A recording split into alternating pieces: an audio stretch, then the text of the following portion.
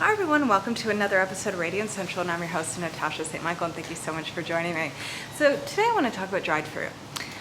There's a lot of dried fruit that is being sold in supermarkets and also in health food stores that are actually preserved with sulfites, and there's other dried fruits that are just pure dried fruit. And a lot of times people think that since it's sold in a health food store or in the health food section of a grocery store, that it must be a good, healthy food, especially when it's labeled dried fruit, right? You think, yeah, it must be just pure fruit. But a lot of times these dried fruits are preserved with sulfites and other agents to make them look better, and sometimes there's sugar or other things added to enhance the flavor.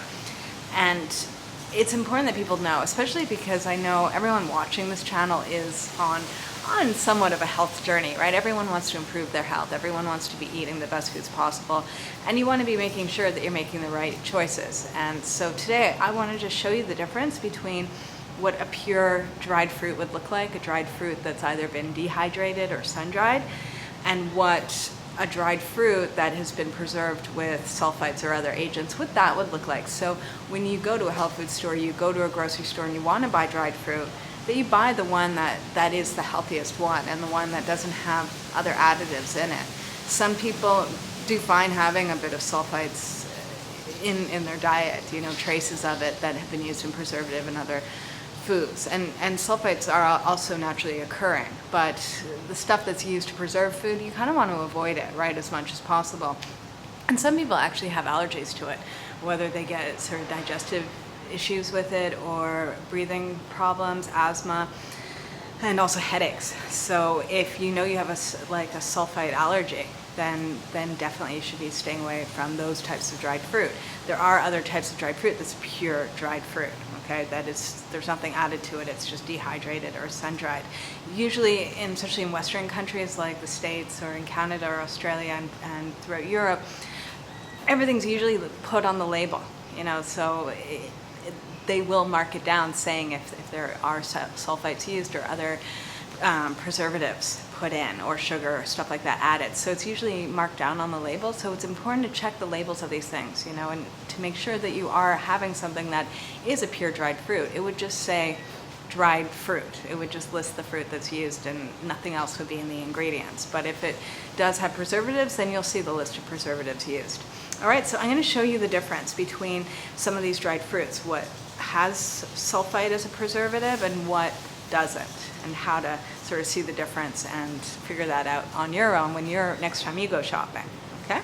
A popular dried fruit that people buy is dried apricots, and here I'm going to show you the difference between a dried apricot that has been preserved with sulfates and a dried apricot that has no preservatives, that it's been dehydrated, and what you see is what you get. Big difference, okay? This is the same fruit. And of course this one looks more like the original apricot, right? Nice bright orange, perfect dried fruit over here.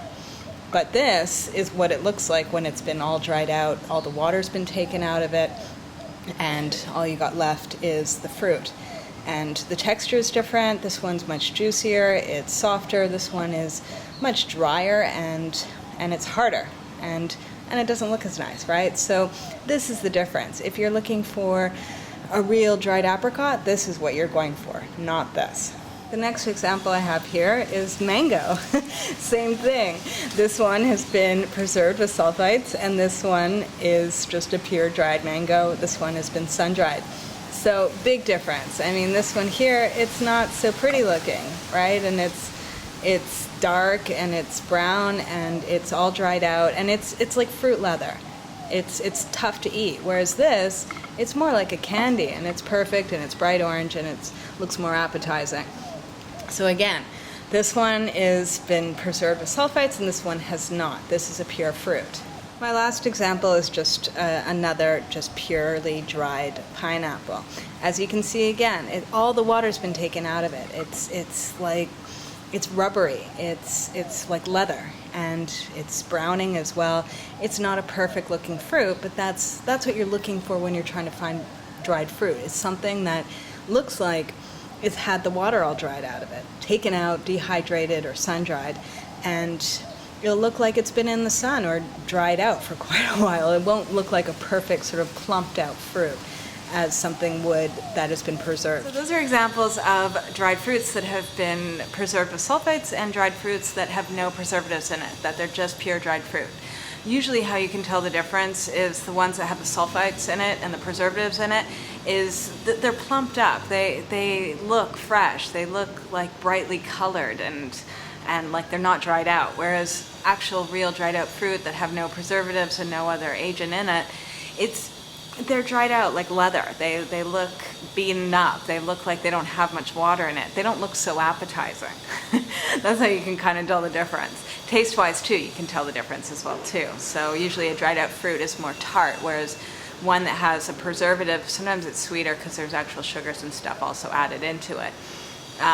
With fruits like raisins or sultans or figs or dates, things that are darker in color that are a little bit harder to tell whether there's sulfites used in it or not, always just check the label on the package that you're buying, or if there's no label, then contact the company. But by law, especially in Western countries, these things should be labeled, so consumers should know whether or not there's preservatives and stuff added into it. Now, let's say you do once in a while have dried fruit with sulfites in it, like, is it a big deal? Well, I would say try and avoid it as much as possible, but I know once in a while someone might have like a muesli or something and there might be a bit of that bright orange dried apricot thrown into it, and is it going to kill you? No, but you just don't want to be eating that stuff every day. You don't want to be like feeding your children that stuff every day. So it's better to spend the extra money, because sometimes it's more expensive to get the real dried fruit, but spend the extra money and get quality ingredients, get quality food, stuff that's real, stuff that doesn't have preservatives in it, doesn't need to have it, or even dry this stuff out yourself. Okay, so I also want to mention too, before I close, that next week is the next 7-day raw food challenge. It's January. I know a lot of people want to do cleanses and kickstart healthy eating. So if you want to join us once a month, I host a 7-day raw food challenge. It's a great cleanse. You're eating raw foods for an entire week. The program consists of eating raw foods and getting recipes and a menu planner telling you what to eat and when and all of that. Plus, also, there's an online forum, a private online forum for everyone doing the challenge together, so everyone gets to talk and ask questions. I go in the forum every day answering questions and offering additional motivation and support. Plus, there's videos that I made specifically for the challenge. They're about 20 to 40 minutes long. They go through everything you need to know about raw food diet and doing the cleanse and all of that. It's a great program. It's a lot of fun, and especially it's a group effort. It's a group event, so it makes it much easier to actually succeed and do it. All right, so if you're interested in learning more about the 7-day raw food challenge, go to my website at radiantcentral.com and click on products and you'll see 7-day raw food challenge. It starts next Monday, January 20th. All right, so have a fabulous day, everyone, and I'll see you again soon. Bye.